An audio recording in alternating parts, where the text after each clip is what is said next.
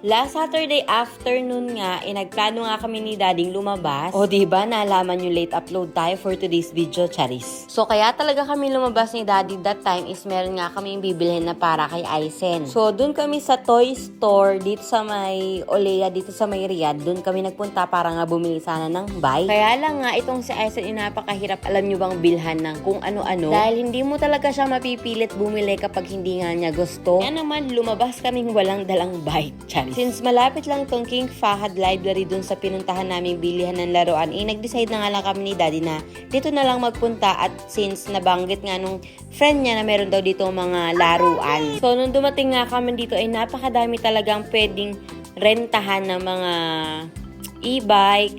Tapos, ano ba yan? Yung katulad niyang sinasakyan ni Aizen ngayon. Sa totoo lang, yung ganyan talagang sasakyan ang gusto ni Aizen. Kaya lang napakamahal at hindi naman namin magagamit sa loob ng bahay, diba? Sayang lang din. Kaya naman, mag-rent na lang tayo. Di mas tipid, charis. Tapos ito pa nga, sobrang napakadali magsawa ni Aizen. Kaya naman, sayang nga lang yung pagre-rent dahil hindi nga natatapos yung 15 or 20 minutes. Kasi ilang minuto lang, bababa na si Aizen. Kaya naman nung nagsawa siya, dito na nga lang kami sa Lungdagan nagpunta at gustong-gusto nga niya. Pero saglit lang din talaga, sawa din agad. So after maglaro ni Aizen, nandito nga kami sa likod, naglakad-lakad at nakita nga namin itong mga city bus tour kung saan pwede kang sumakay, siguro may bayad dyan, naiikot siya dun sa mga landmark dito sa Riyadh. So, next time, try natin yan para naman meron tayong content sa vlog, charis. So, di ba naglalakad nga kami, biglang nakita ni Aizen itong bike.